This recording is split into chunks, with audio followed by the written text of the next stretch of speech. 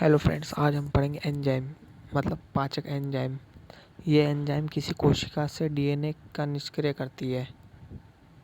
Example में lysozyme, ये जीवाणु कोशिका भित्ति का निर्माण करता है। लाइसोजाइम। असंयोजक एंजाइम, ये एंजाइम दो डीएनए अणुओं को जोड़ने का कार्य करते हैं। उन्हें आणविक गोत कहते हैं। एंजाइम के प्रकार कुछ हैं। क्लेव एंजाइम क्या होता है? ये एंजाइम डीएनए को टुकड़ों में बांटते हैं।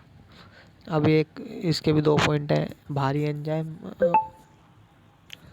भारी न्यूक्लियो एंजाइम और अंतर न्यूक्लियस।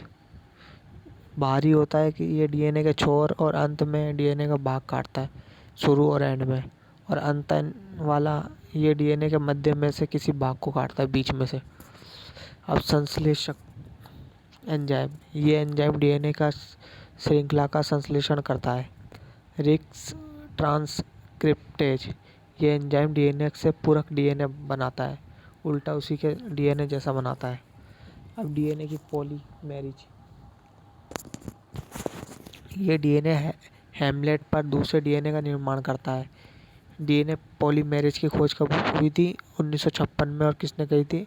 कोरबर्ग ने। अब पोषक कोशिका, वाहक गुण पोषक कोशिका में प्रवेश करके द्विगुणन क्रिया संपन्न करता है। पोषक कोशिकाएं निम्नलिखित प्रकार की होती हैं।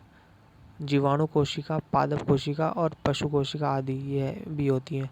सामान्य तौर पर पोषक कोशिका के रूप में ई कोली बैक्टीरिया का उपयोग किया जाता है, क्योंकि यह तेजी से द्विगुणन करती है, मतलब दुगनी तेजी से बनाती है।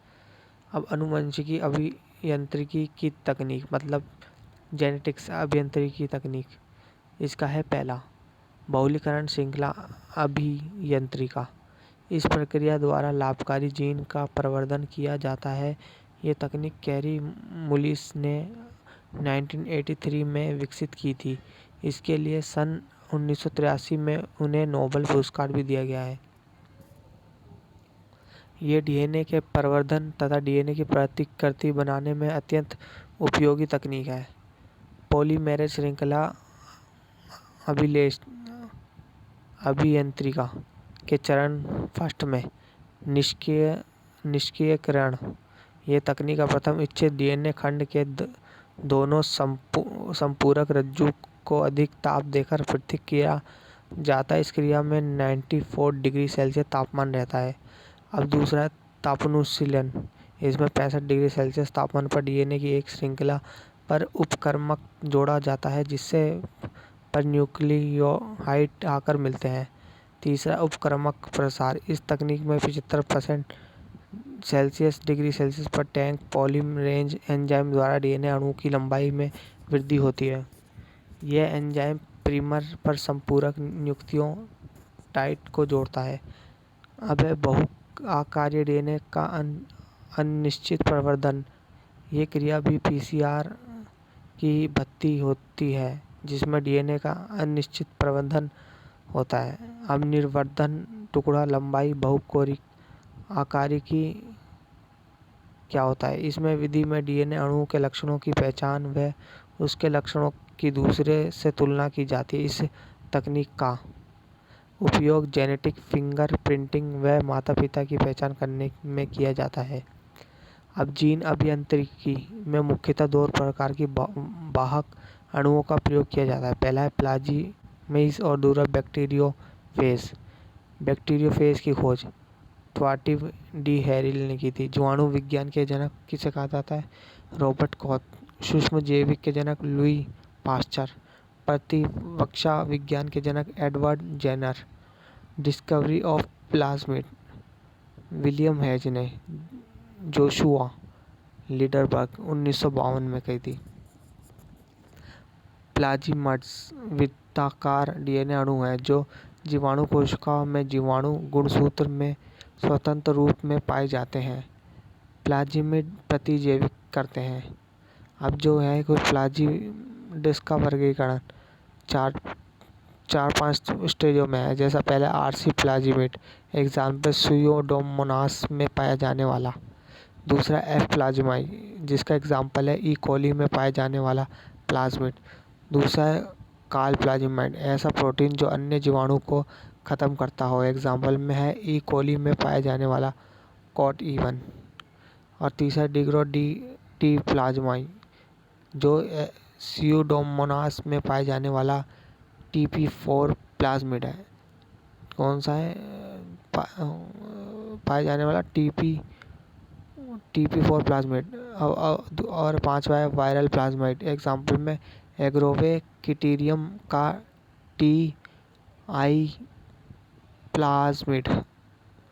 कौन सा TI प्लाज्मिड? अब जीवाणु भोजी, जीवाणुओं पर आक्रमण कर उन्हें संक्रमित करने वाला विषाणु जीवाणु भोजी होता है। जैसे एग्जाम्पल में लैम्डा व तंतुरूपी M13 बैक्टीरियोफेज। प्लाज्मिड और बैक्टीरियोग्राफी। अब है प्लाज्मिड व बैक्टीरियोफेज के अंतरिक्ष कैप्सिड BAC व YAC भी वाहक के रूप में उपयोग में लाए जाते हैं। ई कोली में बड़ी आंत में पाया जाता है। ई कोली मानक इंसुलिन, GH, इंटरफेरॉन व इंटरल्यूकिन का उत्पादन करने में आनुवंशिकी अभियांत्रिकी का उपकरण। वाहक अणु, एंजाइम और पोषक कोशिका। पहला है वाहक अणु। वाहक वह DNA अणु है जो भाग DNA के खंड के अपने अंदर प्रतिलिपि बनाते हैं, अतः एक वाहक अणु में अपनी प्रतिलिपि बनाने का गुण होना चाहिए जिससे वांछित जीन की क्लोनिंग हो सके। पहला पॉइंट है, यह माप में 10 kb से छोटा होना चाहिए। दूसरा पॉइंट है, इसमें पोषक कोशिका में टिके रहने तथा स्वतंत्र द्विगुणन की क्षमता होनी चाहिए। अब DNA की फिंगरप्रिंटिंग। DNA का एंडोन्यूक्लियेज और एंजाइम की सहायता से बदल करके DNA नमूने के द्वारा किसी व्यक्ति की पहचान की जाती है। इसे DNA फिंगर प्रिंटिंग कहते हैं। मनुष्य के मध्य DNA के 90% क्षार अनुक्रम समान होते हैं तथा शेष 0.1 सभी वो ऊपर जो DNA के 99.9% है, तो 99 लिखा है तो वो समझ जाइए, और नीचे शेष 0.1% सभी अभी विशिष्ट होते हैं। इस तकनीक की खोज एलेक्स जेफरी ने की थी। अब हम पढ़ेंगे क्लोनिंग। क्लोनिंग क्या होता है? क्लोनिंग किसी अन्य कोशिका तथा उत्तक की निश्चित आनुवंशिकी प्रतिकृति के निर्माण की प्रक्रिया का वर्णन करता है। क्लोन शब्द सर्वप्रथम हर्बर्ट J. बेबर द्वारा प्रयोग किया गया था। विश्व में मशहूर भेड़ डॉली 1996 का clone Rosslyn institute Edinburgh, Scotland के वैज्ञानिक डॉक्टर इयान वेलमुथ के नेतृत्व में तैयार किया गया था। अब टेडपोल 1952 क्लोनिंग में प्रथम सफलता रॉबर्ट ब्रिग्स एवं थॉमस J. किंग ने उत्तर लियोपार्ड मेंढक के द्वारा की। अब हम पढ़ेंगे गौर 2001। ये किसी संकटग्रस्त प्रजाति का पहला क्लोन था। गौर नामक बैल प्रजाति का एक नर क्लोन बनाया गया जिससे नोआ नाम दिया गया था। समरूप भैंस। वर्ष 2009 को राष्ट्रीय डेयरी अनुसंधान संस्थान करनाल द्वारा तैयार किया गया प्रथम भैंस का क्लोन। GMF आनुवंशिकी के रूप से परिवर्तित भोजन। सुनहरा चावल विटामिन A, बहुल चावल B कैरोटीन के कारण गोल्डन राइस पीला होता है। लाइसिन बहुत ढालों का निर्माण। अब पढ़ेंगे स्टेम सेल मतलब स्तंभ कोशिका।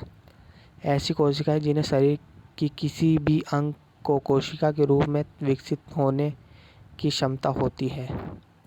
पपीता की GM प्रजाति जो रिंग स्पॉट विषाणु के रोधी है। अब है फ्लेवर सेवर टमाटर। उत्पादन 1994 में टमाटर में उपस्थित जीन पकाने की प्रक्रिया को धीमा कर देता है जिससे टमाटर लंबे समय तक भंडारण कर सकते हैं। अब है कैनोला। इससे तेल प्राप्त कर सकते हैं। इसका उपयोग में किया जा सकता है। अब है बीटा कपास। यह कीटनाशक उपयोग कम करने हेतु बनाई गई फसल है। ये बैसिलस यूरेजियस बैसिलस यूरेजियसिस में उपस्थित रसायन विशिष्ट कीटों आदि का मारने में सहायक है। अब बैगन बीटो बैगन एक जीएम फसल है जो बैगन में मिट्टी की जीवाणु की बैसिलस यूरेजियसिस के एक क्रिस्टल प्रोटीन जीन के जीनोम डालकर बनाई जाती है। अब जैव उर्वरक ऐसे सूक्ष्म जीव जो पौधों को पोषक तत्व उपलब्ध कराने की सहायता करते हैं। एग्जाम्पल में माइक्रोराइज़ा, राइजोबियम, एजोला, एजोस्पिरिलियम। भारत में मुख्य रूप से राइजोबियम और नील हरित शैवाल का प्रयोग जैव उर्वरक के रूप में किया जाता है। अब आनुवंशिकी कोड के बारे में नीरेनबर्ग ने बताया है। प्रयोगशाला आनुवंशिकी कोड के बारे में नीरेनबर्ग ने बताया है। प्रयोगशाला में सर्वप्रथम डीएनए का संश्लेषण डॉक्टर हरगोविंद सिंह खुराना द्वारा किया गया था।